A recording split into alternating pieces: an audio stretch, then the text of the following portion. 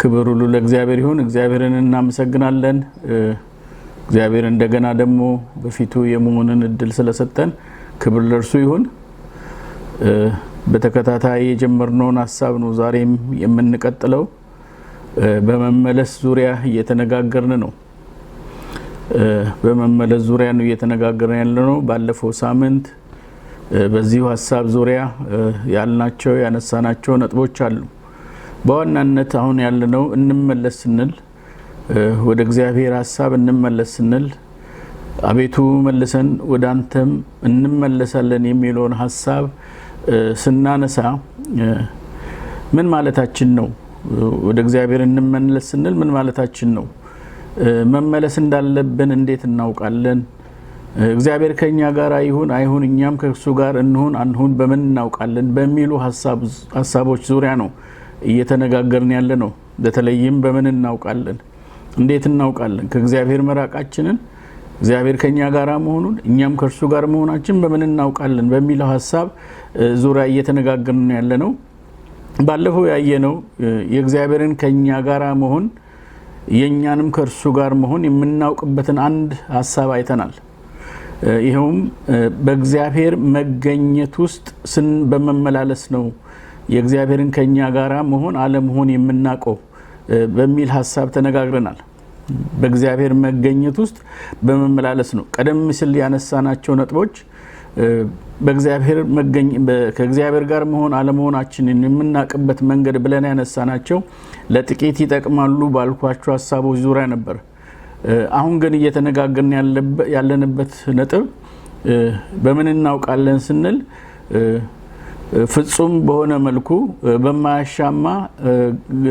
በማያሻማ ግልጽ በሆነ 100% እርግጠኞች በሚያደርገን የእግዚአብሔር የአብሮነቱን ዕውቀት እኛም ከእርሱ ጋር መሆናችንም እርሱም ከኛ ጋር የመሆኑን ዕውቀት በተመለከተ ነው። ዘላቂ የሆነውን ዋና የሆነውን አንዳንድ ጊዜ የእግዚአብሔር መገኘት በውጫዊ ነገሮች እንደወትሮ በመሄዳቸው ምክንያት ከእርሱ ጋር መሆናችንን የምናይበት መንገድ ነበረ። ነገሮች ደግሞ እንደወትሮ ሳይሄዱ ሲቀሩ እንደወትሮ ማድረግ ሲያቅተን ሲጠምብን ሲበላሽብን ደግሞ እግዚአብሔር ከኛ ጋር እንዳልሆነ የምናስብበት የምናይበት አጋጣሚ ነበረ። ያኛው መንገድ ብዙም አስተማማኝ የሆነ መንገድ ፍጹም የሆነ መንገድ አይደለም፣ ድካም ያለበት መንገድ ነው። ምክንያቱም እግዚአብሔር ከነርሱ ጋር ሳይሆን እግዚአብሔር ከነርሱ ጋር ሳይገኝ እነርሱም ከእግዚአብሔር ጋር ሳይሆኑ ነገር ቀጥ ብሎ የሄደላቸው ነገር የሰመረላቸው መልክ የያዘላቸው ሰዎች እንዳሉ ተመልክተናል። ደግሞ እግዚአብሔር ከነርሱ ጋር ሆኖ እነርሱም ከእግዚአብሔር ጋር ሆኖ በፊቱ በግልጽ እየተመላለሱ በእግዚአብሔር ሐሳብ ውስጥ እየኖሩ በመንገዶቹ እየተመላለሱ ነገር የጠመመባቸው ነገር የተበላሸባቸው ሰዎችንም ተመልክተናል። ስለዚህ ያኛው የእግዚአብሔር ከኛ ጋር መሆን አለመሆኑን የምናውቅበት መንገድ ነው ብለን ያነሳነው ደካማ ነው፣ ልፍስፍስ ነው፣ ፐርፌክት አይደለም፣ ፍጹም አይደለም። ነገር ግን አንድ ጠቃሚ ነገር አለው። ጠቃሚነቱ ምንድነው? ነገሮች እንደወትሮ አልሄድ ሲሉን ነገሮች ቀደም ሲል በቀላሉ ስናደርጋቸው የነበሩ ነገሮች አሁን ግን በቀላሉ ማድረግ ስንቸገር አንድ ነገር ያመለክተናል። የሆነ አንዳች ችግር በእኛና በእግዚአብሔር መካከል የተፈጠረ ነገር እንዳለ እንድናስብ ራሳችንን እንድንፈትሽ ከእግዚአብሔር ጋር ያለንን ግንኙነት እንድንፈትሽ ሊረዱን የሚችሉ ሊያንደረድሩ የሚችሉ እንደ መነሻነት ሊያገለግሉን የሚችሉ ሐሳብ ናቸው። ለጥቂት ይጠቅማሉ ያልኩት ከዚህ ተነስቼ ነው። ለአሁንና ለሚመጣው ለነገርም ሁሉ በሚጠቅመው አቅጣጫ ግን አሁን አንስተን የተነጋገርነው ነገር ነበረ። እንዴት ነው የምናውቀው? እግዚአብሔር ከኛ ጋር መሆኑን እንዴት ነው መመለስ እንዳለብን የምናውቀው? እኛ ከእግዚአብሔር ጋር እንሁን በምን እንለያለን በሚሉ ሐሳቦች ዙሪያ ስንነጋገር ባለፈው ሳምንት ያለው ሪፍሬሽ ላደርጋችሁ ነው። በእግዚአብሔር መገኘት ውስጥ በመመላለስ ነው የምናውቀው። ይህም ሊሆን የሚችለው ብለን ያነሳነው ነጥብ ወደ መቅደሱ ስንገባ ብቻ ነው በሚል ሐሳብ የአሳፍን የነበረበት ሁኔታ አሳፍ በሕይወቱ ወደ መቅደሱ እስኪገባ ድረስ የነበረውን መቸገር አንስተን ተመልክተን ነበር። ወደ መቅደሱ ስንገባ ብቻ ነው በእግዚአብሔር መገኘት ውስጥ መሆን አለመሆናችንን የምናረጋግጠው። ወደ መቅደሱ ስንገባ ሁለት ነገሮች በሕይወታችን ይከናወናሉ። የነገሮችን ፍጻሜ ከወዲሁ አስቀድሞ ማየት ይሆንልናል ማለት ነው። ወደ መቅደሱ ስንገባ የነገሮችን ፍጻሜ ከወዲሁ አስቀድሞ ማየት ይሆንልናል። ባለፈው ስንመለከት አሳፍ ወደ መቅደሱ እስኪገባ ድረስ በፊቱ ችግር ነበር። አውቅም ዘንድ አሰብኩ አለ፣ ግን በፊቴ ችግር ነበር አለ። ደጋግሞ በጉዳዩ ላይ ለምን እንደዚህ ሆነ? ኃጢአተኞች እንዴት ሰላም ኖራቸው? ኃጢአተኞች እንዴት ተከናወነላቸው? በጽድቅ የሚኖሩ ሰዎች፣ በቅድስና የሚኖሩ ሰዎች፣ እግዚአብሔርን በመፍራት የሚመላለሱ ሰዎች ነገር የተበላሸባቸው፣ ነገር የጠመመባቸው፣ ነገር ያልሞላላቸው ከምን የተነሳ ነው? የዚህን ነገር ውሉን ለማወቅ የዚህን ነገር ሚስጥሩን ለማወቅ አውቅም ዘንድ አሰብኩ አለ። ደጋግሞ ጊዜ ወስዷል፣ ኮንቴምፕሌት አድርጓል። ነገር ግን መልስ ሊያገኝ አልቻለም። በፊቴ ችግር ነበር፣ ሊገባኝ አልቻለም አለ።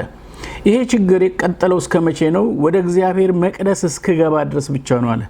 ወደ መቅደሱ ሲገባ በመቅደሱ ውስጥ ሆኖ እግዚአብሔር አይኖቹን ሲከፍትለት የነገሮችን ፍጻሜ ከወዲሁ አስቀድመው እግዚአብሔር ሲያሳየው ያን ጊዜ እንቆቅልሹ እንደተፈታ ያን ጊዜ የነገሮችን ፍጻሜ እግዚአብሔር እንዳሳየው ተመልክተናል። ክብር ሁሉ ለእግዚአብሔር ይሁን። ስለዚህ በእግዚአብሔር መገኘት ውስጥ መመላለስ የምንችለው ወደ መቅደሱ ስንገባ ብቻ ነው። ወደ መቅደሱ ስንገባ የነገሮችን ፍጻሜ ከወዲሁ አስቀድሞ ማየት ይሆንልናል ማለት ነው። ይህ ብቻ አይደለም፣ የነገሮችን ፍጻሜ ብቻ አይደለም ማየት የሚሆንልን፣ የኛንም ፍጻሜ እግዚአብሔር ለኛ ያለውን ኢንቴንድድ የሆነውን ፐርፐዝ ኢንቴንድድ የሆነውን እቅዱንና ምክሩን ለኛ ያለውን የእግዚአብሔርን ፍጻሜ ማየት እንችላለን። የኛንም ፍጻሜ እግዚአብሔር ለኛ ያለውን ፍጻሜ እግዚአብሔር በመጨረሻ በሕይወታችን ፍጻሜ ላይ በሕይወታችን ምዕራፍ ማብቂያ ላይ ነገራችንን እንዴት እንደሚጠቀልል እግዚአብሔር ያሳየናል። ክብር ለእግዚአብሔር ይሁን። ይህ ብቻ አይደለም፣ የማይታየውንም ያሳየናል። የሚታየው የጊዜው ነው፣ የማይታየው ዘላለማዊ ነው በሚል ሐሳብ አንስተን ይህንም ተነጋግረናል። የማይታየውን ያሳየናል። የሚታየው የጊዜው እንደሆነ ቀላል እንደሆነ እንመለከታለን። ሐዋርያው ጳውሎስ እንደተናገረው የጊዜው መከራ ቀላል የሆነው የጊዜው መከራ ይላል። የሚታየውን ሳይሆን የማይታየውን ብንመለከት ቀላል የሆነው የጊዜው መከራ ይላል። አያችሁ፣ የማይታየውን ስንመለከት የሚታየው መከራችን ይቀላል ማለት ነው። ስለዚህ በእግዚአብሔር መገኘት ውስጥ ስንሆን ወደ መቅደሱ ስንገባ የጊዜውን መከራ እያለፍንበት ያለውን የጊዜውን መከራ በሕይወታችን ፌስ እያደረግናቸው ያሉትን ነገሮች እግዚአብሔር ያቀለዋል ማለት ነው። ክብር ለእግዚአብሔር ይሁን። ይህንን ሐሳብ ነው ያለው። የጊዜውን መከራ ቀላል ያደርግናል። የማይታየውን በማሳየት እግዚአብሔር የጊዜውን መከራ ቀላል ያደርግናል ብለን ተነጋግረናል። ሮሜ ምዕራፍ 8 ቁጥር 17 ላይ ይህንኑ ሐሳብ ሐዋርያ ጳውሎስ እንደተናገረ እንደገና በሁለተኛ ቆሮንቶስ ምዕራፍ 4 ቁጥር 18 ላይ ያለውን ሐሳብ አንስተናል። ለማስታወስ ያህል ሮሜ ምዕራፍ 8 17 ላይ የእግዚአብሔር ቃል እንደዚህ ይላል።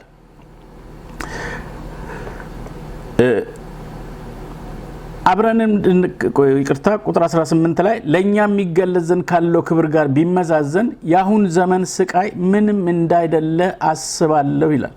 ለኛ የሚገለጽ ዘንድ ካለው ክብር ጋር ቢመዛዘን ያሁኑ ዘመን ስቃይ፣ ያሁኑ ዘመን የሚለው ነገር አሁን ፌስ እያደረግን ያለው አሁን እያለፍንበት ያለው ስቃይ ምንም እንዳይደለ አስባለሁ ይላል። የሚያለፍንበት ያለው መከራ ምንም እንዳይደለ እንድናስብ ሊያደርገን የሚችለው እግዚአብሔር የሚያየውን ሲያሳየን፣ እግዚአብሔር የነገሮችን ፍጻሜ ከሆዱ ሲያሳየን፣ የሚታየውን ሳይሆን የማይታየውን ዘላለማዊ የሆነውን ቋሚና ቀጣይ የሆነውን ሐሳቡና ፈቃዱን እግዚአብሔር ሲገልጥልን ያለፍንበት ያለው የጊዜው መከራ የአሁኑ ዘመን ስቃይ ይቀላል፣ ነሊፋይድ ይሆናል፣ ባዶ ይሆናል፣ ክብደት ያጣል፣ ጉልበት ያጣል፣ ዋጋ ያጣል ማለት ነው። ስለዚህ ይሄንን ነው የምንመለከተው። ወደ መቅደሱ በምንገባበት ጊዜ በሕይወታችን የሚሆነው ይሄ ትልቅ ነገር ነው። በሁለተኛ ቆሮንቶስ 4:18 ላይ የእግዚአብሔር ቃል እንደሚናገረው የማይታየውን እንጂ የሚታየውን ባንመለከት ነው የሚለው ሐዋርያ ጳውሎስ። የማይታየውን ብንመለከት እንደማለት ነው። የሚታየውን ባንመለከት ቀላል የሆነ የጊዜው መከራችን የክብርን የዘላለም ብዛት ከሁሉ መጠን ይልቅ ያደርግልናልና። የሚታየው የጊዜው ነውና የማይታየው ግን የዘላለም ነው ይላል። ክብር ለእግዚአብሔር ይሁን። ስለዚህ ይሄ ሊሆን የሚችለው ይሄ በህይወታችን ሊሆን የሚችለው የማይታየውን እግዚአብሔር ሲያሳየን ነው። የማይታየው ማየት የምንችለው ደግሞ መቅደስ ውስጥ ስንገባ ብቻ ነው። የሚታየው የከበደን የማይታየውን ስላላየን ነው ማለት ነው።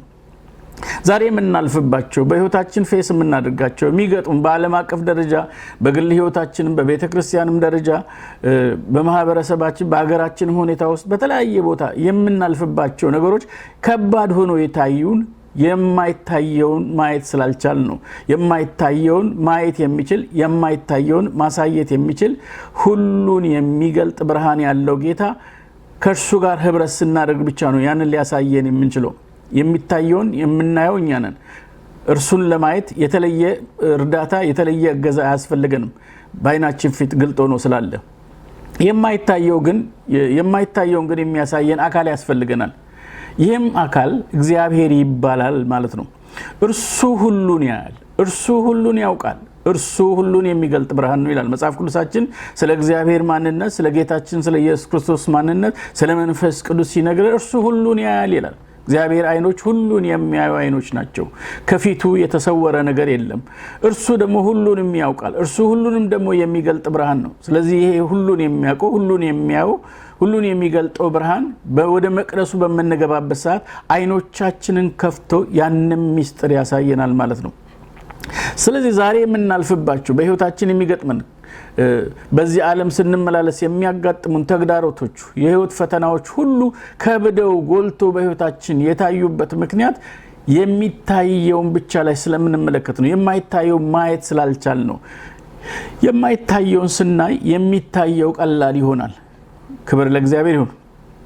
ስለዚህ እርሱን ለመገናኘት የሚታየውን ተተን የማይታየውን ለማየት ወደሚያስችለው ጌታ ለመምጣት ወደ መቅደሱ መግባት ግድ ይላል ማለት ነው። ወደ መቅደሱ ሳንገባ ደጅ ደጁን እየተመላለስን ዳርዳር እየተመላለስን የማይታየውን ዘላለም የሆነውን ማየት አንችልም። ወደ እግዚአብሔር መጠጋት ያስፈልገናል። ኢንቲሜት የሆነ ፌሎሺፕ ከእግዚአብሔር ጋር ሊኖረን ይገባል ማለት ነው። ከእግዚአብሔር ጋር የቀረበ ግንኙነት ሊኖረን ይገባል። ስለዚህ ወደ እግዚአብሔር መቅደስ በመንገባበት ጊዜ እግዚአብሔር መገኘት በህይወታችን እንለማመዳለን። ይሄ እግዚአብሔር መገኘት እየተናገርኩ ያለሁት ማኒፌስት የሆነውን ፕሬዘንሱ ነው። ባለፈውም ተናግሬያለሁ። ኦምኒ ፕሬዘንሱን አይደለም፣ ኦምኒ ፕሬዘንት ነው። እግዚአብሔር የማይገኝበት ቦታ፣ እግዚአብሔር የማይገኝበት ሁኔታ የለም። እግዚአብሔር በየትኛውም ስፍራ አለ። ዳዊት ሲናገር ወደ ሲኦል ብወርድ እንኳን አንተ በዛ አለ። ጨለማ ሊሰውርህ አይችልም። ከመንፈሱ ወዴትም መሸሽ አልችልም፣ መደበቅ አልችልም እያለ የሚናገርበት ሁኔታ አለ። ያኛው ኦምኒ ፕሬዘንሱ ነው። እግዚአብሔር ሁሉን ያያል፣ ሁሉንም ያውቃል። በሁሉ በፊቱ የተገለጡ ናቸው። በየትኛውም ስፍራ በማንኛውም ጊዜና ሰዓት ሁሉ በአንድ ጊዜ መገኘት የሚችል አምላክ ነው። ኦምኒ ፕሬዘንት ነው። የማወራው መገኘት ግን ማኒፌስት ፕሬዘንስ እግዚአብሔር ራሱን ለኛ እሱን ልናቅ ልንረዳ በምንችልበት መልኩ ራሱን ለኛ የሚገልጥበት ሁኔታ ነው ማለት። እግዚአብሔር አያየንም፣ እግዚአብሔር አንታየም ስንል እግዚአብሔር አያየንም ማለት ሳይሆን እኛ እግዚአብሔርን አናይም ማለት ነው። እግዚአብሔር ሁሉን ያያል፣ የማያይበት ሁኔታና አጋጣሚ የለም። ነገር ግን የሚያየንን ማየት ስንችል ነው መገኘት ውስጥ ገባን የሚባለው። ያቺ አጋር እንደተናገረችው ማለት ነው። በእውኑ የሚያየኝን በዚህ ደግሞ አየሁትን አይደል ያለችው። ድምጹን በሰማችበት ሰዓት በህይወቷ ያለውን ሐሳቡና ፈቃዱን ባስታወቀበት ሰዓት በእውኑ የሚያየኝን አየሁትን አለች። ስለዚህ ኤልሮሂ ብላ ስሙን ጠራችሁ ይላል። የሚያየንን ስናይ ነው የእግዚአብሔር መገኘት የሚባለው። እሱ የሚያየን ስናይ ወደ እግዚአብሔር መገኘት ወደ እግዚአብሔር ፕሬዘንስ ማኒፌስት ወደ ሆነው ፕሬዘንሱ ገባን። ያኔ ድምጹ ይገለጣል።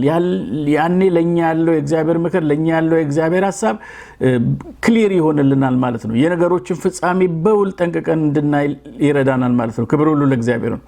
ስለዚህ ይሄን የእግዚአብሔር መገኘት ይሄን የእግዚአብሔር ማኒፌስት ፕሬዘንስ በግልም ልንለማመደው ይገባል፣ በጋራም ልንለማመደው ይገባል ማለት ነው። በግል በህልፍኛችን በጓዳችን በጸሎት ስፍራችን ከእግዚአብሔር ጋር ባለን ግንኙነት በጸሎት ስፍራችን ይሄንን ፕሬዘንሱን እርግጠኛ መሆን አለብን።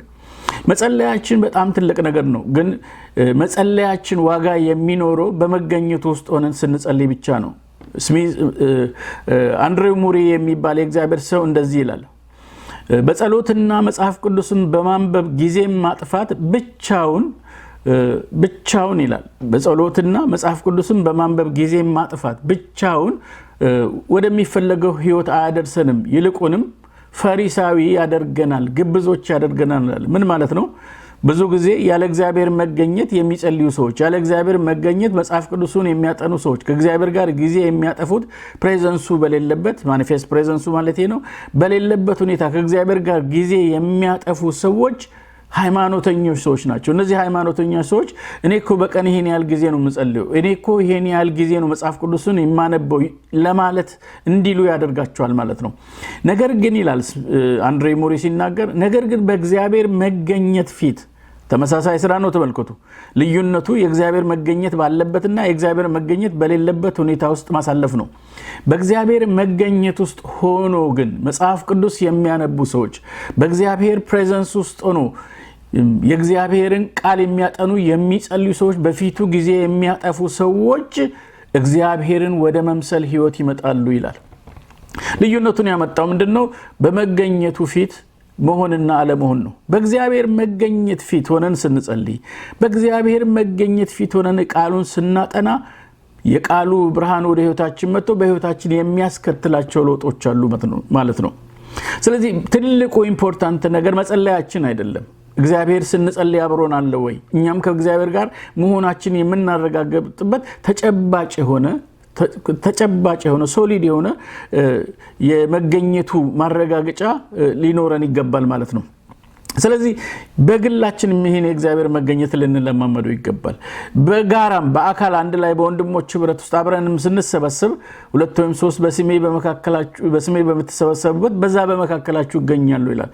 ይሄ ትልቁ ፕሪቪሌጃችን፣ ትልቁ ዋስትናችን በመሰብሰባችን ላይ አይደለም ያለው። ነገር ግን በስሙ ስንሰበሰብ ፕሬዘንሱ ነው መገኘቱን 2 ወይም 3 በስሜ በመተሰበሰቡበት በዚያ በመካከላችሁ ይገኛሉ። ይሄ በመካከላችን መገኘቱ ነው ስብሰባችንን ልዩ የሚያደርገው።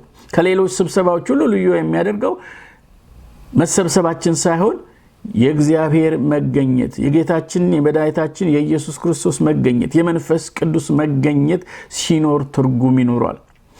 አለመሰራት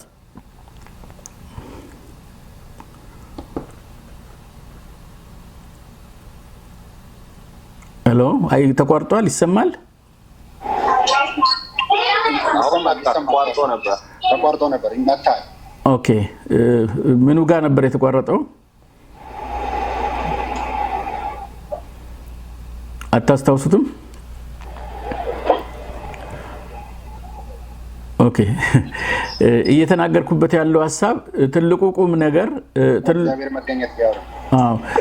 ስለ እግዚአብሔር መገኘት ነው። በእግዚአብሔር መገኘት በግላችንም በጓዳችን በጸሎት ስፍራችን በልፍኛችን ልንለማመደው ይገባል በሚል ሐሳብ ዙሪያ ነው። በጋራም ደግሞ የእግዚአብሔር መገኘት ልንለማመድ ይገባል እያልኩ ነው ያለሁት። በጋራ በወንድሞች ህብረት በስሙ በመናደርገው ስብሰባ ለጸሎት በመነሰበስበት የእግዚአብሔርን ጸጋ ለመካፈል ፌሎሺፕ በመናደርግበት ጊዜ ማለት ነው። ግን በግላችን ያገኘነው የመገኘቱ ልምምድ ነው ወደ ጉባኤው ወደ ጋራ ወደ ህብረቱ ማምጣት የምንችለው። ስለዚህ ያነሳሁትን ሐሳብ ልድገምላችሁ። ምናልባት ሚውትድ ሆኜ ያልተሰማ ከሆነ ያነሳሁት ሐሳብ ማነው አንድሬ ሙሪ የሚባል የእግዚአብሔር ሰው የተናገረውን ነገር ነው።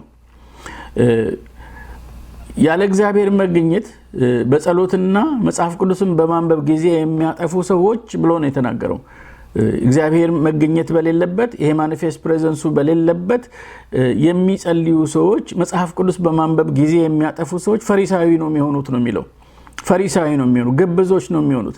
ምክንያቱም መገኘቱ በሌለበት የነሱ ስራ ጎልቶ ስለሚታይ የነሱ ተግባር ጎልቶ ስለሚታይ እኔ እኮ ይሄን ያህል ሰዓት ነው በቀን ውስጥ የምጸልየው፣ እኔ እኮ ይሄን ያህል ሰዓት ነው ቃሉን የማነበው፣ ይሄን እኔኮ አስራቴን እሰጣለሁ እንደዚህ አይነት ፕራይድ ውስጥ የሚገቡት ፈሪሳዊነት ነው። ይሄን ፈሪሳዊነት ይሄን ግብዝነት የሚለማመዱት ሪሊጂየስሊዝም ብሎ የሚጸልዩ ሰዎች የእግዚአብሔር መገኘት በሌለበት ቃሉን የሚያነቡ የእግዚአብሔር መገኘት በሌለበት የሚጸልዩ ሰዎች ህይወት ነው ማለት ነው። ነገር ግን ይላል በእግዚአብሔር መገኘት ውስጥ ሆኖ መጽሐፍ ቅዱስ የሚያነቡ በእግዚአብሔር መገኘት ውስጥ ሆኖ የሚጸልዩ ሰዎች እግዚአብሔርን ወደ መምሰል ህይወት ይመጣሉ ነው የሚለው። ተመሳሳይ ነው። የሚያነቡት መጽሐፍ ተለይቶ አይደለም። የጸሎት አረፍተ ነገሮቻቸው፣ ቋንቋቸው፣ ንግግራቸው የተለየ ሆኖ ሳይሆን ነገር ግን መገኘቱ በህይወታችን ውስጥ የሚያስከትለው ነው። ስለዚህ ትልቁ ዋስትናችን መሰብሰባችን አይደለም ብዬ ነው የተናገርኩት። ትልቁ ዋስትናችን እርሱ በመካከላችን መገኘቱ ነው። ክብር ሁሉ ለእግዚአብሔር ይሁን። 2 ወይም 3 በስሜ በመተሰበሰቡበት በዚያ በመካከላችሁ እገኛለሁ አለ። ዋስትናችን መሰብሰባችን ሳይሆን እርሱ በመካከላችን መገኘቱ ነው። እርሱ በመካከላችን ሲገኝ ደግሞ በህይወታችን የሚሆኑ ነገሮች አሉ ማለት ነው። ስለዚህ የእግዚአብሔር ከኛ ጋር መሆን አለመሆን የኛም ከርሱ ጋር መሆን አለመሆናችን መለኪያው በጠራና በጠለለ መልኩ የእግዚአብሔር መገኘት ብቻ ነው እያልኩ ነው ያለው። ሌሎች ነገሮች ስለሆኑልንና ስላልሆኑልን እግዚአብሔር አብሮን አለ ለማለት 100% እርግጠኞች መሆን አንችልም። የእርሱ መገኘት ማኒፌስት ፕሬዘንሱ ውስጥ መሆናችንን ደግሞ የምናውቀውበት መንገድ አለ። በመገኘት ውስጥ አለን ስንል መገኘቱ ያስከተለው ለውጥ መገኘቱ በህይወታችን የሰራው ነገር መኖር አለበት። ምክንያቱም እግዚአብሔር ሲገኝ የሚሆን ነገር አለ። የእግዚአብሔር መገኘቱ ስንገኝ የሚታየው ቀሎ ይገኛል። የሚታየውን ሲያቀል የጊዜውን መከራ ማለት ነው። ቀላል የሆነው የጊዜው መከራ ይላል። በመገኘቱ ውስጥ ስንሆን ቀላል ይሆናል መከራችን። የምናልፍባቸው የህይወት ተግዳሮቶቻችን በሙሉ ቀላል ይሆናሉ። ስለዚህ መገኘቱ የሚታየውን ያቀላል ማለት ነው። ይሄ ብቻ አይደለም። መገኘቱ የማይታየውን አክብዶ ይሄዳል። የማይታየውን ዘላለማዊ የሆነውን የእግዚአብሔርን ሐሳብ የክብርን የዘላለም ብዛት ዘላለማዊ ክብደት ያለውን ክብር ያሳየናል። እሱን ያከብደዋል፣ እሱን ያጎላል። በህይወታችን ውስጥ እርሱን ከፍ ያደርጋል ማለት ነው። ክብር ሁሉ ለእግዚአብሔር ይሁን።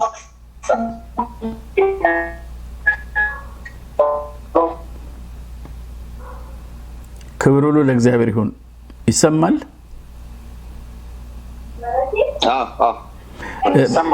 ሚውት አድርጋቸው ብዙዎችን ሰዎች፣ አንተን ብቻ ክፍት አድርገው።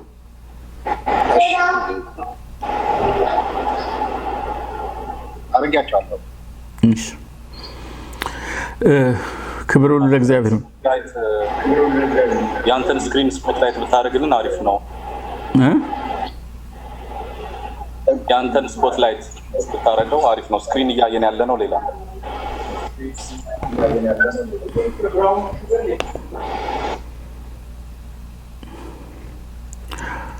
ኦኬ ፓስተር ይሰማል? ጎ ሄድ። ኦኬ ቪዲዮን ፕል አድርግ። አሁን ጥሩ ነው ኪሩቤል? ዩቲዩብ ላይ የዙሙ ነው የሚታየው ፓስተር። ዩቲዩብ ላይ የዙሙ ነው የሚታየው። አሁን ጥሩ ነው። አይ ዙሙ ላይ ያለው እኔ ነኝ የምታየው። አሁን ኪሩቤል ነው የሚታየው። ፓስተርም ይታያል፣ በደንብ ይታያል። ዩቲዩብ ላይ ፓስተር ቀጥል፣ በቃ ይታያል። ኦኬ ሶሪ፣ ዛሬ ትንሽ የተረባበሽን ነው። ሐሳቤን ለመሰብሰብ የእርሱ መገኘት በእርሱ መገኘቱ ስንሆን በህይወታችን የሚሆን ነገር አለ እያልኩ ነው የተናገርኩ ያለሁት። የእርሱ መገኘት ተገኝቷል ብለን ስላልን ብቻ አለ ማለት አይደለም። መገኘቱ በሚታወቅ መልኩ በሚዳሰስ መልኩ ተጨባጭ የሆነ ነገር በህይወታችን ያከናውናል። አንዱ የሚያከናውነው ነገር የሚታየውን ያቀላል አልኳቸው። ሁለተኛ በህይወታችን የሚያከናውነው ነገር የማይታየውን ያከብዳል። የማይታየው በእግዚአብሔር ዘንድ ያለው ዘላለማዊ ክብደት ያለው ያንን ክብር በህይወታችን ውስጥ ያጎለዋል፣ ያከብደዋል። ደግሞ የክብርን የዘላለም ብዛት ይሰራልናል፣ ያደርግልናል እያልኩ ነው ያለሁት። ስለዚህ የማይታየውን ለማየት በሚታየው ላይ ለመጫማት ወደ መቅደሱ መግባት አይነተኛ ነገር ነው፣ ግድ ነው ማለት ነው። ከእርሱ ጋር ህብረት ማድረግ ያስፈልገናል። ኢንቲሜት የሆነ ፌሎሺፕ ያስፈልገናል እያልኩ ነው ያለው። መገኘቱ በህይወታችን የሚያስከትላቸው ነገሮች መኖር አለባቸው። መገኘቱ ያስከተለው ነገር ከሌለ የእርሱን አብሮነት የኛንም ከእርሱ ጋር መሆን እርግጠኞች መሆን አንችልም ማለት ነው። ክብር ሁሉ ለእግዚአብሔር ይሁን። ስለዚህ በዚህ ሐሳብ ነው ስንነጋገር የነበረው። ዛሬ ወደ ሁለተኛው ሐሳብ እንጣለን። ይሄን የእግዚአብሔርን አብሮነት በምን እናውቃለን? እግዚአብሔር ከኔ ጋር ይሁን አይሁን፣ እኔ ከእግዚአብሔር ልራቅ ለአልራቅ በምንድን ነው የማውቀው? ወደሱ መመለስ እንዳለብኝ ወይም ከእርሱ ጋር እንዳለው የማውቅበት ብቸኛ ሌላኛው መንገድ ምንድን ነው ብለን ስንነጋገር፣ በሁለተኛ ደረጃ የእግዚአብሔርን አብሮነት ማረጋገጫው በህይወታችን እግዚአብሔር መኖር አለመኖሩ ማረጋገጫው የውጫዊ ነገሮች መሟላት አለመሟላት፣ የውጫዊ ነገሮች እንደፈለግናቸው እንዳሰብናቸው መሄድ አለመሄዳቸው ሳይሆን ነገር ግን በመንፈስ ቅዱስ በሆነው ደስታ ነው የምናውቀው የሚለውን ሐሳብ ነው ዛሬ የምናየው። ይህንን ሐሳብ ለመረዳት ሮሜ ምዕራፍ 14 ቁጥር 17 ላይ ሄደን እንመለከታለን። ሌላው የእግዚአብሔርን አብሮነት ማረጋገጫ ነው ያየ ነው። ሮሜ 14 ላይ የእግዚአብሔር ቃል እንደዚህ ይላል። ክብር ሁሉ ለእግዚአብሔር ይሁን። የእግዚአብሔር መንግስት ይላል፣ የእግዚአብሔር መንግስት ጽድቅና ሰላም በመንፈስ ቅዱስም የሆነ ደስታ ናት እንጂ መብልና መጠጥ አይደለችምና ይላል። ደግሜ ያነበዋለሁ። የእግዚአብሔር መንግስት ይላል ጽድቅና ሰላም በመንፈስ ቅዱስም የሆነ ደስታ ናት እንጂ መብልና መጠጥ አይደለችም ይላል። ሊሰመርበት የሚገባው ሐሳብ በመንፈስ ቅዱስ የሆነ ደስታ የሚል ቃል እናገኛለን። የእግዚአብሔር አብሮነት ማረጋገጫው በመንፈስ ቅዱስ በሆነው ደስታ ነው ማለት ነው። እግዚአብሔር መንግስቱ ስለመኖራችን፣ እግዚአብሔርን ከኛ ጋር ለመሆኑ፣ እኛም ከእግዚአብሔር ጋር ለመሆናችን በመንፈስ ቅዱስ የሆነ ደስታ የምንለማመድ ሰዎች ልንሆን ይገባል። በመንፈስ ቅዱስ የሆነ ደስታ ስንል በሌላ የሚሆን ደስታ አለ ማለት ነው። በመንፈስ ቅዱስ የሚሆን ደስታ ካለ በሌላ የሚሆን ደስታ መኖሩን አመልካች ነው። ሐዋርያ ጳውሎስ መልእክቱን ሲጽፍ የእግዚአብሔር መንግስት ብሎ ነው የሚጀምረው። የእግዚአብሔር መንግስት ይላል። ይህም ደግሞ ሌላ ነገር ያመለክተናል። ሌላ መንግስት፣ ሌላ ግዛት፣ ሌላ አይነት አስተዳደር እንዳለ ማመልካች ነው። የእግዚአብሔር መንግስት ካለ የዚህ ዓለም መንግስት አለ ማለት ነው። የእግዚአብሔር መንግስት ካለ ሌላም አስተዳደር አለ ማለት ነው። ስለዚህ ጳውሎስ እየተናገረበት ያለው ሐሳብ የእግዚአብሔር መንግስት ስላለው ትራዲሽን፣ በእግዚአብሔር መንግስት ውስጥ ስለሚኖረው ኖርም ነው እየነገረን ያለው። ስለዛ ትራዲሽን፣ ስለዛ ካልቸር ነው የመንግስቱ ካልቸር። በመንግስቱ ውስጥ የሚሆነውን ነገር ነው ሐዋርያ ጳውሎስ እየነገረን ያለው። ስለዚህ ይሄኛው እኛ ያለንበት መንግስት ይህም የእግዚአብሔር መንግስት ይባላል። በልጁ በኢየሱስ ክርስቶስ ሞትና ትንሣኤ ወደዚህ አካል የተጨመርን ወደ መንግስቱ የመጣን ሰዎች የእግዚአብሔር መንግስት እንድንወርስ የእግዚአብሔር መንግስት ልጆች እንደሆነ የተደረግን ሰዎች የመንግስቱ ልጆች ነው የምንባለው።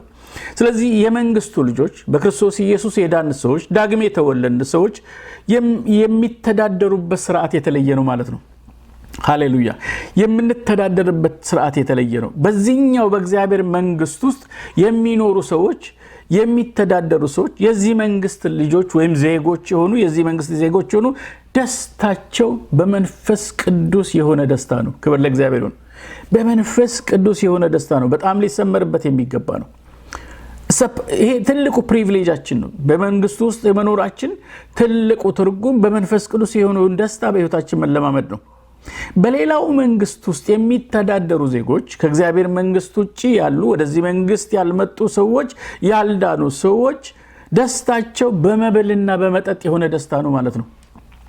የእግዚአብሔር መንግስት ልጆች ደስታ በእግዚአብሔር መንግስት ውስጥ በመንፈስ ቅዱስ የሆነውን ደስታ ሲለማመዱ ከዚህ መንግስት ውጪ የሆኑ በሌላው ዓለም ያሉት ያልዳኑ ሰዎች፣ ዓለማውያን ሰዎች የነሱ ደስታቸው በመብልና በመጠጥ ነው ማለት ነው። ንጽጽሩ በሁለት ነገሮች ላይ ነው ማለት ነው። መብልና መጠጥ ብሎ ሐዋርያ ጳውሎስ የሚናገራቸው ነገሮች አሉ። መንፈስ ቅዱስ ብሎ የሚናገረው ነገር አለ። መብልና መጠጥ የሚያስከትለው ደስታ አለ ማለት ነው።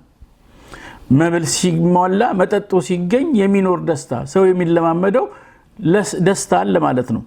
የዚህ የወደቀው ዓለም የሚያቀርበው መብልና መጠጥ ነው። የሁለቱም መንግስት አቅርቦቶች ነው የሚያሳየው። የዚህ ዓለም ገዢ፣ የዚህ ዓለም መንግስት ከዚህ ከእግዚአብሔር መንግስት ውጪ ያለ አስተዳደር በሙሉ አቅርቦት ለህዝቡ የሚያቀርበው ለዜጎቹ የሚያቀርበው ልጆቹ ለሆኑ ሰዎች የሚያቀርበው መብልና መጠጥ ብቻ ነው። የእግዚአብሔር መንግስት ግን አቅርቦቱ ምንድነው? መንፈስ ቅዱስን ነው የሚያቀርበው። ክብር ለእግዚአብሔር ይሁን። መንፈስ ቅዱስን ነው የሚያቀርበው። የእግዚአብሔር መንግስት ለህዝቦቹ ለልጆቹ መንፈስ ቅዱስን ነው የሚያቀርበው። ሐዋርያው ሁለቱም መንግስታት ለዜጎቻቸው የሚያቀርቡት ነገር አላቸው እያለን ያለው የዚህ ዓለም መንግስት ለዜጎቹ የሚሰጠው አቀርባለሁ ብሎ ተስፋ የሚገባው መብልና መጠጥ ነው። መብልና መጠጥ ነው። ለመመረጥ እንኳን የዚህ ዓለም መንግስታት ተስፋ የሚገቡላቸው ይህንኑ ነው። መብል እናቀርባለን፣ መጠጡን እናቀርባለን። ኮታንኮት ነገሮችን ነው። መብልና መጠጥ ነሰሰሊ የሚቀመሰው የሚጠጣው ብቻ አይደለም፣ ሌሎችንም ነገሮች ኮንሱም የሚደረጉትን ነገሮች ሁሉ የሚያካትት ነው። ስለዚህ የዚህ ዓለም መንግስታት መራጮቻቸው ህዝቡ እንዲመርጣቸው ሲፈልጉ ለህዝቡ የሚገቡላቸው ተስፋ መብልና መጠጡን እናቀርባለን ነው። ለመመረጥ የሚሰጡት ተስፋ ይሄን ነው። የዚህም ዓለም መንግስት ልጆች ጥያቄያቸው ይሄው ነው፣ መብልና መጠጥ ነው።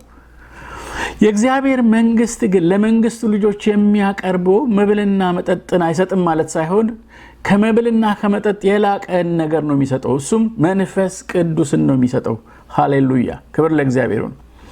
መንፈስ ቅዱስ ነው። የእግዚአብሔር መንግስት ለመንግስቱ ልጆች የሚያቀርበው መብልና መጠጥ ብቻ አይደለም፣ ከመብልና ከመጠጥ ያለፈ መንፈስ ቅዱስን ይሰጣል።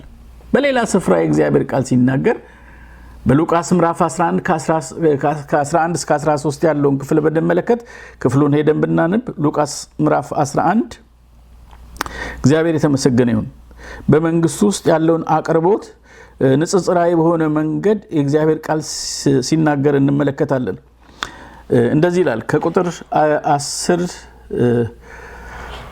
9 ጀምረን ብናነብ እኔም እላችኋለሁ ለምኑ ይሰጣችኋል፣ ፈልጉ ታገኙማላችሁ፣ መዝጊያን አንኳኩ ይከፈትላችሁማል ይላል። ስለ ጸሎት ሲናገር ነው።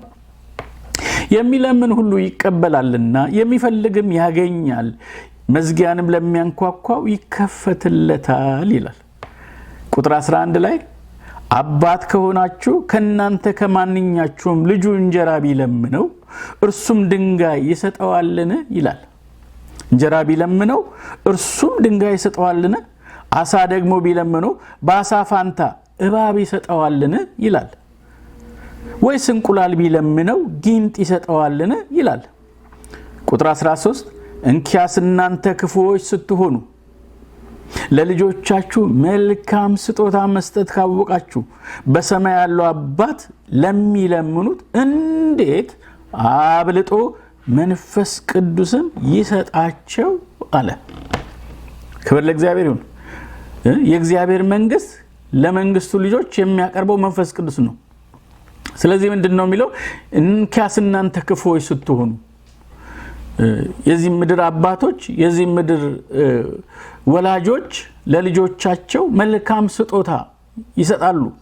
እነሱ እንኳን ክፉዎች ሆነው ሳለ ከባህሪያቸው ከማንነታቸው ተቃራኒ የሆነ መልካምነት በህይወታቸው ተገልጦ ለልጆቻ መልካምን ስጦታ መስጠት ይችላሉ፣ መልካምን ስጦታ ይሰጣሉ አለ እና ይሄ መልካም ስጦታ ተብሎ በዚህ ስፍራ ላይ የተገለጠው በቃል ውስጥ እንደተገለጸው የምንመለከተው እንጀራ፣ አሳ፣ እንቁላል ናቸው። እንጀራ፣ አሳ፣ እንቁላል ናቸው።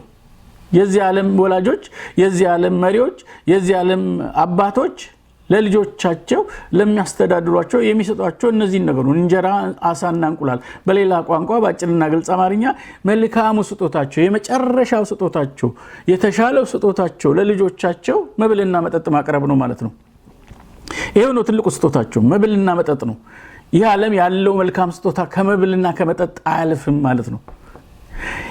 እግዚአብሔር ግን ከዚህ ዓለም አባቶች ጋር ለመወዳደር ብሎ በጣም የሚያስገርመኝ ይሄ ቃል ከዚህ ዓለም አባቶች ጋር ለመወዳደር ብሎ የበለጠ እንጀራ፣ የበለጠ አሳና የበለጠ እንቁላል እንዴት አበልቶ አይሰጣቸውም አላለም።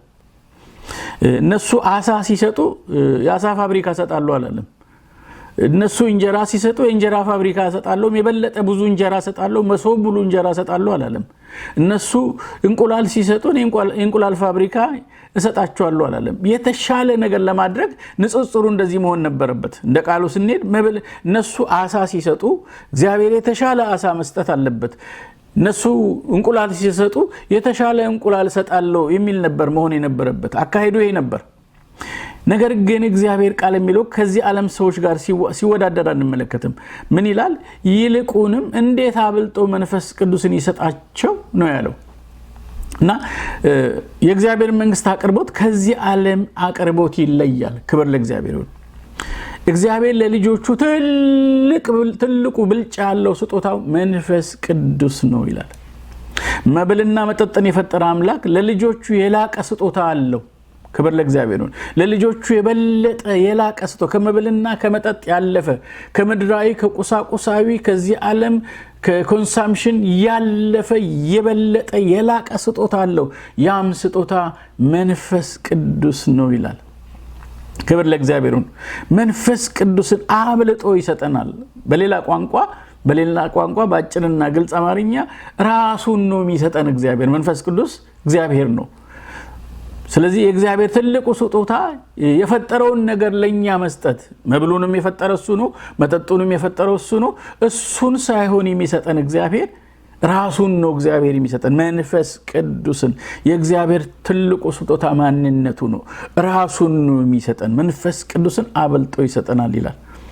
ስለዚህ መብልና መጠጥን የፈጠረ አምላክ ለልጆቹ ትልቁ ስጦታው መንፈስ ቅዱስ ነው። መንፈስ ቅዱስ ትልቅ ስጦታ ነው ወንድሞችና እህቶች።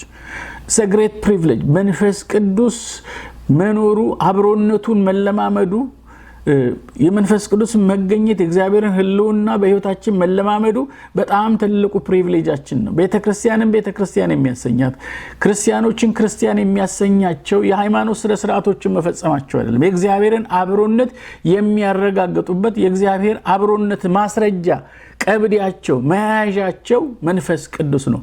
መንፈስ ቅዱስን ይሰጠናል እግዚአብሔር። ክብር ለእግዚአብሔር። ስለዚህ በመንፈስ ቅዱስ አብሮነት ነው የሚረጋገጠው። መንፈስ ቅዱስ ደግሞ አብሮነቱ በሚሰጠው ደስታ ነው የሚረጋገጠው። ስለዚህ መንፈስ ቅዱስ ከኛ ጋር ሲሆን ከሚያከናውናቸው ነገሮች መካከል ደስታችንን ፍጹም ያደርጋል። ክብር ለእግዚአብሔር። በሌላ አነጋገር እግዚአብሔር በመብልና በመጠጥ ከሚገኝ ደስታ የላቀ ደስታን በመንፈስ ቅዱስ አማካይነት ይሰጠናል ማለት ነው። ምን ማለት ነው? ለዚህ ነው የእግዚአብሔር ቃል ሲናገር ምንም እንኳን በለስ ባታፈራ አለ፣ በወይን ሐረግ ፍሬዎች ባይገኙ አለ፣ ከብቶች ከጋጥ ውስጥ ቢጠፉ አለ፣ እኔ ግን በእግዚአብሔር ደስ ይለኛል አለ። እኔ ግን በእግዚአብሔር ደስ ይለኛል። አያችሁ፣ መብሉ አልተሟላም፣ መጠጡ አልተሟላም፣ የወይን ሐረግ ፍሬዎችን አልሰጡም፣ ከብቶች በጋጣ ውስጥ አይገኙም፣ በለስ አላፈራችም፣ በወይን ሐረግ ፍሬዎች አልተገኙም፣ ግን እኔ ግን በእግዚአብሔር ደስ ይለኛል። ይሄ ውጫዊ ነገሮች ሲጓደሉ የማይጓደል ደስታ በመንፈስ ቅዱስ የሆነ ደስታ ብቻ ነው። ክብር ለእግዚአብሔር ይሁን። መብሉ መጠጡ ስላልተሟሉ የማይጓደል ደስታ፣ መብልና መጠጡ ኖሮ የእግዚአብሔር ደስታ ከኛ ጋር ይቀጥላል። ክብር ለእግዚአብሔር ይሁን። መብልና መጠጥ ውጫዊ ነገሮች ናቸው። ደስታችን በመብልና መጠጥ ሲሆን መብልና መጠጡ ሲጓደሉ ደስታችንን በዛው ይጠፋል ማለት ነው። መብልና መጠጡ ሲሟሉ ደስ የሚለን ሰዎች፣ መብልና መጠጡ ሲጎሉ ደስታችን የሚወሰድ ከሆነ ይሄ የእግዚአብሔር መንግስት ልጆች ላይፍ ስታይል አይደለም። የእግዚአብሔር መንግስት ልጆች ደስታቸው በመብልና በመጠጥ አይደለም። ደስታቸው በመንፈስ ቅዱስ የሆነው ደስታ። የእግዚአብሔር መንግስት ደስታ በመብልና በመጠጥ ላይ ያልተመሰረተ ደስታ ነው። መብሉም ቢጎል መጠጡም ቢጎል ደስታቸው ሊቀጥል ይችላል። ለዚህ ነው ቅድም ዕንባቆም ሲናገር ምንም እንኳን በለስ ባታፈራ፣ በወይን ሐረግ ፍሬዎች ባይገኙ፣ እርሾች መብልም ባይሰጡ፣ ከብቶች በጋጥ ውስጥ ባይገኙ፣ እኔ ግን በእግዚአብሔር ደስ ይለኛል ማለት የቻለው የመንግስቱ ብሌሲንግ የውጫዊ ነገሮች መሟላት ደስታችንን አያጓድለውም። ደስታችን ቀጣይ ይሆናል። በየትኛውም ተርሞይል ውስጥ፣ በየትኛውም የህይወት ውጣ ውረድ ውስጥ፣ በየትኛው ፈተናዎች ውስጥ እንሆን ልዩነታችን ከዓለም ይለየን መብልና መጠጥ የማያመጣውን ደስታ ኤክሰርሳይዝ ማድረግ እንችላለን። ከመንፈስ ቅዱስ ጋር ጤናማ ህብረት ሲኖረን መብሉም መጠጡ ኖሩም አልኖሩ ደስታችን ይቀጥላል ማለት ነው። ስለዚህ ትልቁ የመገኘቱ የአብሮነቱ የኛ ከእግዚአብሔር ጋር መሆን የእግዚአብሔርም ከኛ ጋር መሆን ማረጋገጫ ሊሆነን የሚችለው መብልና መጠጥ ሲሟሉ ውጫዊ ነገሮቻችን ስለሟሉ በተመቻቸ ሁኔታ ውስጥ መኖር አለመኖራችን አይደለም። ነገር ግን በመንፈስ ቅዱስ የሆነውን ደስታ መለማመዳችን ነው። ክብር ለእግዚአብሔር ይሁን። ክብር ለእግዚአብሔር ይሁን። ውጫዊ ነገሮች ሲጓደሉ የማይጓደል ደስታ በመንፈስ ቅዱስ የሆነ ደስታ ብቻ ነው። ክብር ለእግዚአብሔር ይሁን። በመንፈስ ቅዱስ በሆነ ደስታ ውስጥ ያላችሁ ሰዎች ይህን ደስታ እየተለማመዳችሁ ያላችሁ ሰዎች ካላችሁ እግዚአብሔር ከእናንተ ጋር መሆኑን እርግጠኞች መሆን ትችላላችሁ። ምንም ነገር ላይ ሟላችሁ ይችላል። ልባችሁን የምትጥሉበት የረባ ነገር ባይኖራችሁ እዚህ ግባ የሚባል በቤታችሁ ያለ ነገር ሳይኖር ነገሮች ባልተሟሉበት ሁኔታ ውስጥ እያላችሁ በደስታ ልትፍለቀለቁ የምትችሉበት ብቸኛ መንገድ በመንፈስ ቅዱስ በሆነ ደስታ ብቻ ነው። ክብር ለእግዚአብሔር ይሁን። ይሄ በመንፈስ ቅዱስ የሆነውን ደስታ በሕይወታቸው የሚለማመዱ ሰዎች እግሮቻቸው በሰንሰለት ታስረው እስር ቤት እያሉ ሁሉ ጊዜ በጌታ ደስ ይበላችሁ ብለው ሲጽፉ አይተናል። ነገ የሞትን ፍርድ የሚጠባበቅ ሰው በምን አይነት ሁኔታ ውስጥ ሕይወቱን እንደሚያልፍ እርግጠኛ ያልሆነ ሰው በሰንሰለት ታስሮ በእምነቱ ምክንያት በወህኒ ቤት ተጥሎ ያለ ሰው ሐዋርያው ጳውሎስ ሁሉ ጊዜ በጌታ ደስ ይበላችሁ ብሎ ሲጽፍ እናያለን። ይሄም ማለት መቼም የሚችል የተሟላ ነገር ውስጥ ያለ ሰው መሆን አለበት። የተሟላ የተስተካከለ ነገር ውስጥ ያለ ሰው መሆን አለበት። ሐዋርያው ጳውሎስ ግን በእስር ቤት ውስጥ ሆኖ የጻፈው መጽሐፍ ነው። በፊልጵስዩስ መጽሐፍ ምዕራፍ 4 ላይ የምናገኝ በእስር ቤት ውስጥ ሆኖ ነው የጻፈው።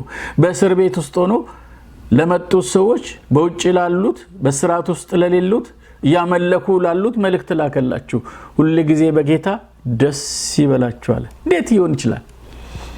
ሰው እስር ቤት ውስጥ ሆኖ እንዴት ስለ ደስታ መናገር ይችላል? ሰው በሚያስቸግር ሁኔታ ውስጥ እንዴት በዛ ሁኔታ ውስጥ ያለ ስለ ደስታ መጻፍ ይችላል?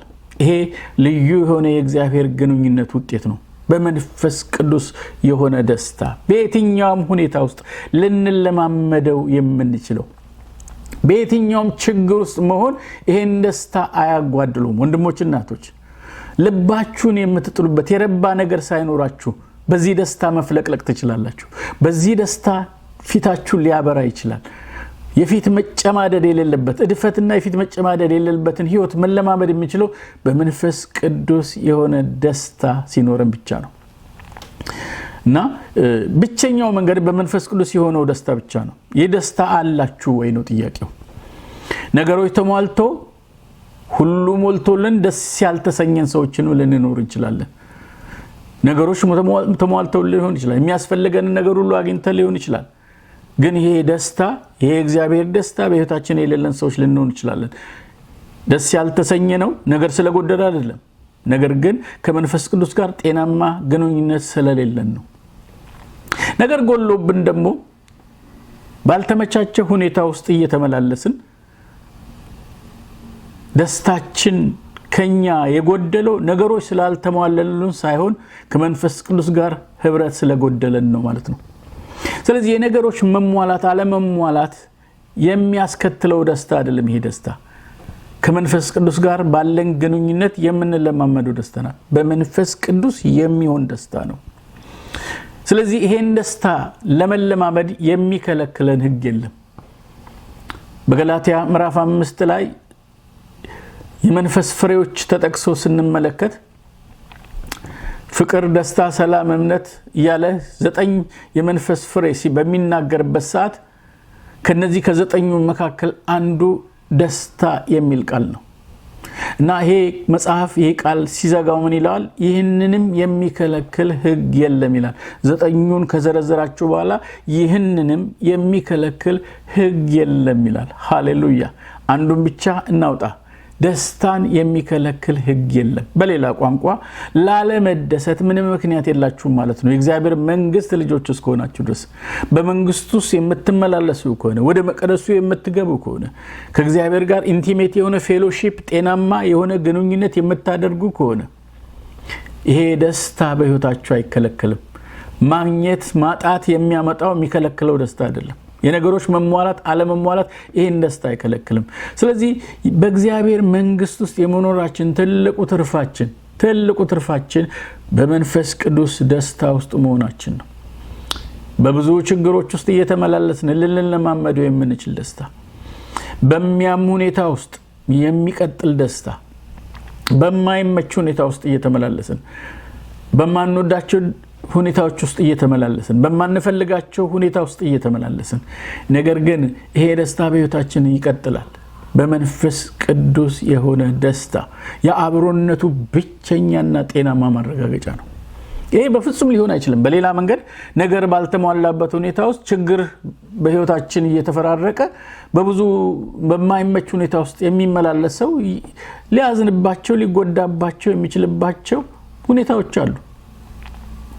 ይሄ የእግዚአብሔር የጸጋው አሰራር ነው። የመቄዶንያ ክርስቲያኖች ይሄን ነገር ነበር። በአንደኛ ቆሮንቶስ ምዕራፍ 8 ላይ ስለ እነዚህ ሰዎች እንመለከታለን። አንደኛ ቆሮንቶስ ምዕራፍ 8 ላይ በጣም የሚያስገርሙ የእግዚአብሔር ሰዎች ናቸው። በጣም የሚያስገርሙ ሐዋርያ ጳውሎስ ሁለተኛ ቆሮንቶስ ምዕራፍ 8 ላይ ወንድሞች ሆይ ይላል ለመቄዶንያ አብያተ ክርስቲያናት የተሰጠውን የእግዚአብሔርን ጸጋ እናስታውቃቸዋለን ይላል። ተመልከቱ፣ እነዚህ የመቄዶንያ አብያተ ክርስቲያናት አንድ ልዩ የሚያደርጋቸው ነገር ሆኗል። ይሄ ምንድነው? የእግዚአብሔር ጸጋ ተሰጥቷቸዋል።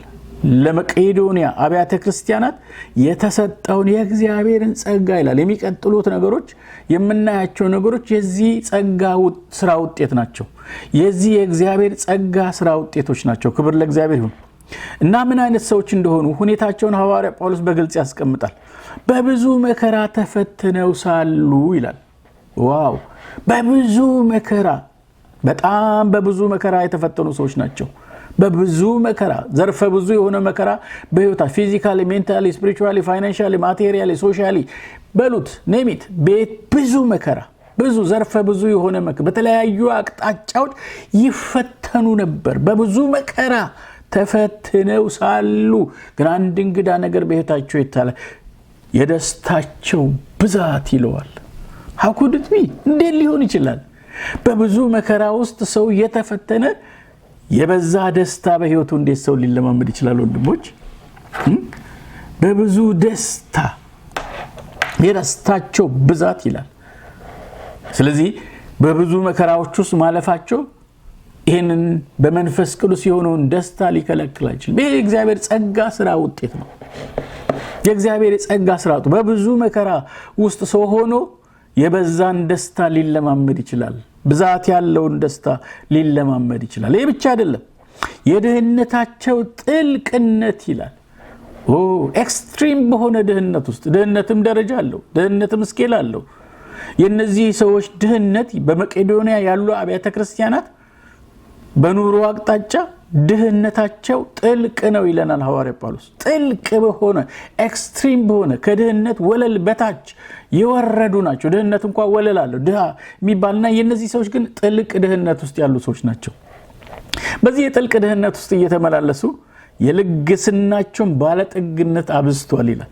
ይገርም ነው። በጥልቅ ድህነት ውስጥ ያለ ሰው መስጠት ሊከለከል ይችላል፣ መስጠት ሊያቀተው ይችላል። እነዚህ ሰዎች ግን በጥልቅ ድህነት ውስጥ እያሉ ልግስናቸው ሲበዛ እንመለከታለን። የልግስናቸውን ባለጠግነት ይላል። የልግስናቸው ባለጠግነት በጣም የሚገርሙ ነገሮች ናቸው። በፍጹም እነዚህ ሰዎች ካሉበት ሁኔታ ውስጥ የሚሄድ ነገር አይደለም። ከነዚህ ሰዎች የማይጠበቅ ነገር ነው በህይወታቸው ሊሆን የማይችል ናቹራሊ ኢምፖሲብል የሆነ ሲቹዌሽን ውስጥ ያለ ተመልከቱ። በብዙ መከራ ውስጥ የሚያልፉ ሰዎች ናቸው። ተመልከቱ፣ ጥልቅ በሆነ ድህነት ውስጥ ያሉ ናቸው። በብዙ መከራ ውስጥ ማለፋቸው የደስታቸውን ብዛት አልከለከሉም።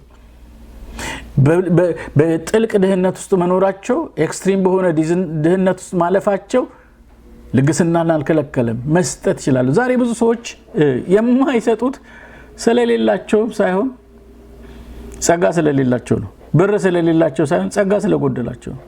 ከመንፈስ ቅዱስ ጋር ጤናማ ግንኙነት ሲኖር ይሄ የእግዚአብሔር ጸጋ በህይወቱ ያለ ሰው በጥልቅ ድህነት ውስጥ ያለ ልግስናው ሊበዛ የሚችል እንደሆነ እናያለን። እና ሐዋርያ ጳውሎስ ስለነዚህ ሰዎች ሲናገር እንደዚህ ይላል። እንደ አቅማቸው ይላል መጠን ከአቅማቸው የሚያልፍ እንኳ ወደው እንደሰጡ መሰክረላቸው። ወደው ይሰጡ ነበር። እንዳቅማቸው ከአቅማቸውም የሚያልፍ ነገር ይሰጡ ነበር። ግን ያሉት በምን አይነት ሁኔታ ውስጥ ነው? ጥልቅ በሆነ ድህነት ውስጥ ነው ያሉት። ለቅዱሳን በሆነው አገልግሎት እንዲተባበሩ ይህን ቸርነት በብዙ ልመና ከኛ ይለምኑ ነበር። እባካችሁ እንስጥ ብሎ ይለምኑ ነበር። እባካችሁ እኛም ከዚህ ቸርነት አንጉደል፣ ቸርነትን እናድርግ፣ ለእግዚአብሔር ስራ እጃችን እንድንዘረጋ አትከልክሉን። ይከለክሏቸው ነበር ማለት ነው እና ሐዋርያ ጳውሎስ። ምክንያቱም ጥልቅ የሆነውን ድህነታቸውን ሲያዩ፣ የሚያልፉበትን መከራ ሲያዩ በፍጹም እነዚህ ሰዎች በዚህ መተባበር የለባቸውም ብሎ አዝነውላቸው በስጋር አርተውላቸው ይከለክሏቸው ነበር ማለት ነው። እነሱ ግን በብዙ ልመና እባካችሁ አትከልክሉን፣ አታጉድሉን ከመስጠት፣ ከዚህ ቸርነት አታውጡን፣ አትከልክሉን ብለው ይለምኑ ነበር ይላል። የሚያስገርሙ ሰዎች ናቸው። ቁጥር 4 ላይ ለቅዱሳን በሆነው አገልግሎት እንዲተባበሩ ይህን ቸርነት በብዙ ልመና ከኛ ይለምኑ ነበር ይልና አስቀድመው በእግዚአብሔር ፈቃድ ራሳቸውን ለጌታ ለኛም ሰጡ እንጂ እንዳሰብን አይደለም። እኛ እንዳሰብን አይደለም ማለት እኛ በስጋ አይተናቸው ጥልቅ ድህነታቸውን አይተን በብዙ መከራ ውስጥ ማለፋቸውን አይተን እነዚህ ሰዎች ይህን ማድረግ መተባበር አይችሉም ብለን እንዳሰብን አይደሉም። እነዚህ ሰዎች ልዩነት የፈጠረው በህይወታቸው በዚህ ሁኔታ ውስጥ ያልተለመደ ነገር፣ እንግዳ የሆነ ነገር፣ አስገራሚ ነገር በህይወታቸው ይሄ ጸጋ ሊገለጥ የቻለበት ሚስጥር ምንድነው ይላል? አስቀድመው ራሳቸውን ለእግዚአብሔር ስለሰጡ፣ ቀጥሎም ለቤተ ክርስቲያን ለኛ ራሳቸውን ስለሰጡ ነው ይላል። ክብር ለእግዚአብሔር ይሁን። ስለዚህ የማወራው ነገር በየትኛውም ድህነት ውስጥ፣ በየትኛውም ጥልቅ በሆነ ድህነት ውስጥ፣ በየትኛውም ከአቅማችን በላይ በሆነ ችግር ውስጥ እንኳን ብናልፍ ይሄ ደስታ ፈጽሞ ሊከለከል አይችልም። የደስታችን ብዛት ሊኖር ይችላል። በመንፈስ ቅዱስ የሆነው ደስታ ልንለማመድ እንችላለን። ነገሮች ተሟልተው ሞልቶልን ሳይሆን፣ ነገር ግን ከመንፈስ ቅዱስ ጋር ካለን ጤናማ ግንኙነት የተነሳ በህይወታችን የሚቀጥል ደስታ፣ የሚቀጥል መፍለቅለቅ በህይወታችን ሊኖር ይችላል። የመንግስቱ ልጆች ደስታ በመንፈስ ቅዱስ የሆነ ደስታ ነው። ክብር ለእግዚአብሔር ይሁን። እንዴት እናውቃለን ነው እያልን ነው። ከእግዚአብሔር ጋር መሆን አለመሆኔን እንዴት አውቃለሁ? ምንድነው መለኪያዬ? ነገር ስለሞላልኝ በልፍኜ በጓዳዬ ውስጥ የምፈልጋቸው ነገሮች ቤቴ ስለተሟሉ፣ ስለማልፍበት ነገር ጤናማና የተስተካከለ ተስፋ የተሟላበት ሁኔታ ውስጥ ስላለው ነው? ኖ። እነሱ ተሟልቶ እግዚአብሔር ከኛ ጋር ላይሆን ይችላል። እነሱ ጎሎም እግዚአብሔር ላይታጣ ይችላል። አያችሁ፣ እነዚህ ውጫዊ ነገሮች ተሟልቶላቸው እግዚአብሔር ከነርሱ ጋር ያልሆነ፣ እነሱም ከእግዚአብሔር ጋር ያልሆኑ ሰዎች አይተናል።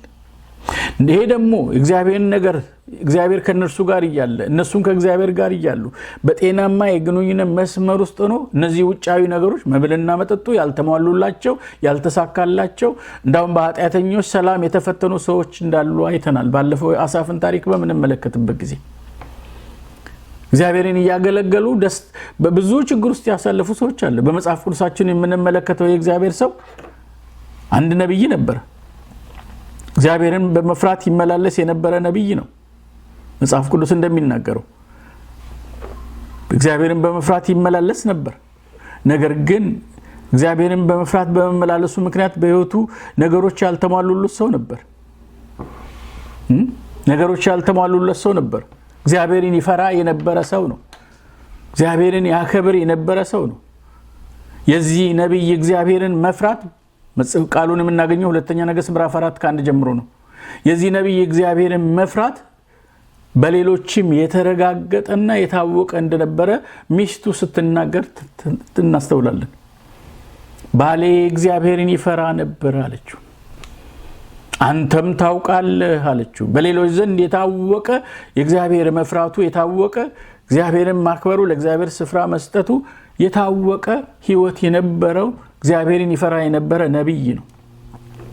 ነገር ግን ይህ ነብይ ከእግዚአብሔር ጋር ጤናማ ግንኙነት ይኖሮ እግዚአብሔርን በመፍራት ይመላለስ እንጂ የቤተሰቡ መሰረታዊ ፍላጎት ማሟላት አቅቶት ከሌሎች ይበደር ነበር። ነገር የተሞላለት የሰመረለት የተስተካከለለት ሰው አይደለም።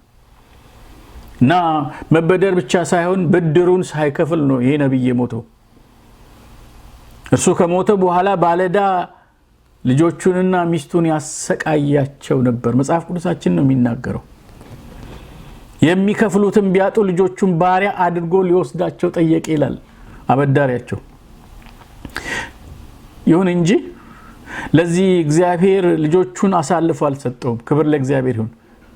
የዚህ ነብይ እግዚአብሔር መፍራቱ እርሱ በህይወት እያለ ያስከተለው ውጫዊ ትርፍ ምድራዊ ትርፍ አይሁን እንጂ የእርሱ ህይወት ካለፈ በኋላ ግን በዘሩ ላይ በትውልዱ ላይ የተትረፈረፈ መለኮታዊ አቅርቦትን አስከትሏል።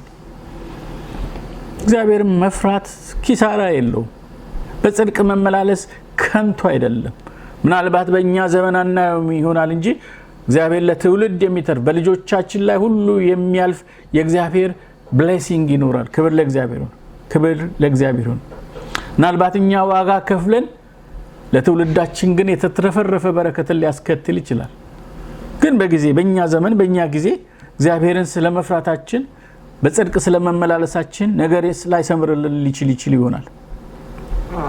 ዋናው መለኪያ ውጫዊ ነገሮች አይደሉም። ውጫዊ ነገሮቻችን ስለተሟሉ ትክክል ስለሆኑ ነገር ስለሞላልን ስለሰመረልን ስለቀልናን ያሰብነው የፈለግነው ያቀነው ነገር በቤታችን ስላለ በዛ እግዚአብሔር አብሮን ነው ማለት አንችልም። እውነት ነው። እግዚአብሔርን አብሮነት በዛም ልናረጋግጥ የምንችልባቸው አለ። እግዚአብሔር ካረዳ በስተቀር ደስ ብሎት ማን ሊሄድ ይችላል? ነገር ሊሰምርለትም ይችላል። ማን ይችላል? እግዚአብሔር ይረዳል። እግዚአብሔር ይሰጣል። የእግዚአብሔር መንግስት ቸርነት አላት። መልካምና በጎ ነገሮችን እግዚአብሔር ህይወታችን እንድንለማመድ ያደርገናል። ይሄ እውነት ነው። ግን ይሄ ብቻውን ግን እውነተኛ ማረጋገጫ አይደለም። 100% ማረጋገጫ አይደለም። እንደነገርኳችሁ ብዙ ምሳሌዎችን አንስተናል። ስለዚህ ወንድሞችና እህቶች እግዚአብሔር ከኛ ጋር መሆን አለመሆኑን እኛም ከእግዚአብሔር ጋር መሆን አለመሆናችን በምን እናውቃለን በሚል ሐሳብ ዙሪያ ዛሬ ያየነው ሐሳብ በመንፈስ ቅዱስ በሆነው ደስታ እናውቃለን። ያልኳችሁ ነገር በምንም አይነት ሁኔታ ውስጥ ልንሆን እንችላለን። በምንም አይነት ችግር ውስጥ ልንሆን እንችላለን። በምንም አይነት ፈተና ውስጥ ልናልፍ እንችላለን። በማንመርጣቸው በማንወዳቸው የኛም ድርሻ የኛ አስተዋጽኦ በሌለበት ሁኔታ ውስጥ ልንቸገር ልናልፍ ልንገደድ እንችላለን በዛ ሁኔታ ውስጥ ለማለፍ። ነገር ግን እነዚህ ሁሉ በመንፈስ ቅዱስ የሆነውን ደስታ ሊያጓድሉ አይችሉም። ክብር ለእግዚአብሔር ይሁን። የእግዚአብሔር መንግስት መብልና መጠጥ አይደለችም፣ በመንፈስ ቅዱስ የሆነው ደስታ ነው። ዛሬ ጥያቄ ልጠይቃችሁ፣ ይሄ በመንፈስ ቅዱስ የሆነውን ደስታ እየተለማመዳችሁ ነው? ይሄ ነው ትልቁ ጥያቄ። የእግዚአብሔር አብሮነት መለማመድ ካቃተን ይሄ አብሮነቱ በህይወታችን የሚያስከትለው በመንፈስ ቅዱስ የሆነውን ደስታ በህይወታችን ካጣን አንድ ችግር በህይወታችን ውስጥ እንዳለ አመልካች ነው። ምክንያት የለንም ላለመደሰት። እንደነገርኳችሁ ምክንያት የለንም። ይህን ደስታ የሚከለክል የለም። ይህን ደስታ የሚከለክል ህግ የለም። ይሄ ደስታ የማይከለከል ደስታ ነው። እስር ቤት ልንለማመደው የምንችለው ደስታ፣ በድህነት ውስጥ ልንለማመደው፣ በጥልቅ ድህነት ውስጥ ልንለማመደው፣ በብዙ መከራ ውስጥ እያለፍን ልንለማመደው፣ በህይወታችን ሊሰራ ሊቀጥል የሚችል ደስታ ነው። የማይከለከል ደስታ በመንፈስ ቅዱስ የሆነ ደስታ ነው። እሱን ደስታ እየተለማመዳችሁ ያላችሁ፣ እሱ ደስታ በህይወታችሁ እየሰራ ያለ፣ በተለያዩ ችግር ውስጥ ያለፋችሁ፣ በተለያዩ ውጣ ውረድ ውስጥ ያለፋችሁ፣ ራሳችሁን ከሌሎች ጋር ስታነጻጽሩ በብዙ ርቀት የበታች እንደሆናችሁ የሚመስል ነገር ግን ይሄን ደስታ በዚህ ሁኔታ ውስጥ ያለፋችሁ ኤክሰርሳይዝ እያደረጋችሁ ካላችሁ እግዚአብሔር ከእናንተ ጋር ነው። ይሄ ደስታ የሚጎለው ነገር ስለጎደለብን መብልና መጠጥ ስለተጓደለ አይደለም። ይሄ ደስታ የሚጎለው ከእርሱ ጋር ጤናማ ግንኙነት ስናጣ ብቻ ነው። ከመንፈሱ ጋር ጤናማ የሆነ ኢንቲሜት የሆነ ፌሎሺፕ ስናጣ። ጤናማ የሚለው ቃል ደጋግሜ እጠቀማለሁ። ጤናማ ያልሆነ ግንኙነት ስላለ አፕሩቭ ማድረግ የምንችልባቸው መንገዶች ሊኖሩ ይገባል። ስትጸልዩ do you feel the presence of the Lord? ስታነቡ የእግዚአብሔር መንፈስ መገኘት ታውቃችሁ። ቃሉን ይፈታላችኋል፣ ቃሉን ያበራላችኋል። ይሄ በውስጣችሁ ያለው ቅባት ሊያስተምራችኋል። ይሄ ትልቁ እግዚአብሔርን ከኛ ጋር መሆን አለመሆን የምንፈትሽበት መሳሪያ ነው። ክብር ሁሉ ለእግዚአብሔር ይሁን። በመንፈስ ቅዱስ የሆነ ደስታ በዚህ እናውቃለን፣ አብሮነቱን በዚህ እናረጋግጣለን። ይሄን በመንፈስ ቅዱስ የሆነውን ደስታ በሕይወታችን ካጣን ግን በሕይወታችን አንድ ችግር አንዳች የተፈጠረ ነገር እንዳለ አመልካች ነው። ቤተክርስቲያን በዚህ በመንፈስ ቅዱስ የሆነው ደስታ ውስጥ ማለፍ መመላለስ ይኖርባታል። ክብር ሁሉ ለእግዚአብሔር ይሁን። እግዚአብሔር ይባርካችሁ። በሚቀጥለው ሳምንት በሌላ ሐሳብ እንገናኛለን። በዚሁ አቤቱ ወደ አንተ መልሰን እኛም እንመለሳለን በሚል ሐሳብ ዙሪያ ሌላውን የእግዚአብሔርን አብሮነት የምናረጋግጥበት ነገር ደግሞ ከእግዚአብሔር ቃል እንማራለን።